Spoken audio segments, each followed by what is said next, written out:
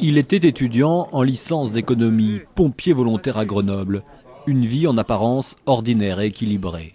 Mais au printemps 2013, à 23 ans, Bilal décide de partir faire le djihad en Syrie. Accourez au djihad, subhanallah, accourez à toutes ces récompenses qui valent mieux que vos jeûnes et que vos prières que vous effectuez en termes de coffre en plus. Bilal se bat d'abord dans les rangs du très radical EIL, l'État islamique en Irak et au Levant. Il rejoint ensuite avec d'autres une brigade d'Al-Nosra créée en décembre dernier et composée presque entièrement de Français. La brigade française d'Al-Nosra, elle s'est constituée de facto.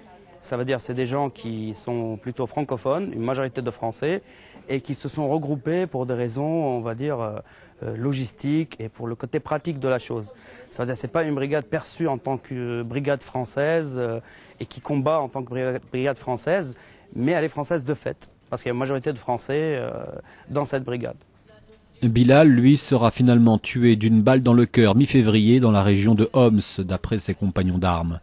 Selon les services de renseignement, des centaines de Français sont venus comme lui se battre en Syrie. Beaucoup ont grandi en banlieue, certains ne parlent pas arabe, d'autres sont tout juste convertis. On s'arrêtera pas jusqu'à finalité de la Palestine. On combat ici, au Chem, pour les heures vers Jérusalem. Assalamu alaikum wa rahmatullahi ta'ala wa barakatuh. Allahu Akbar.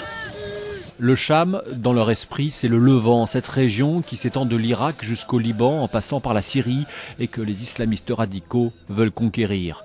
Pour attirer les combattants, ils utilisent le plus grand réseau de communication mondial, Internet.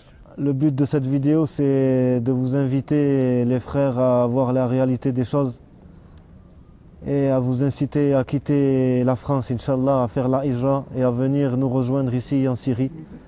Leur arme numéro 1, la foi inébranlable, une foi où donner la mort n'est pas vu comme un péché. Cette conception très radicale de l'islam séduit de plus en plus d'occidentaux qui viennent se battre en Syrie, très peu en sortent vivants. En France, l'antiterrorisme s'inquiète du danger représenté par ceux qui parviennent à revenir.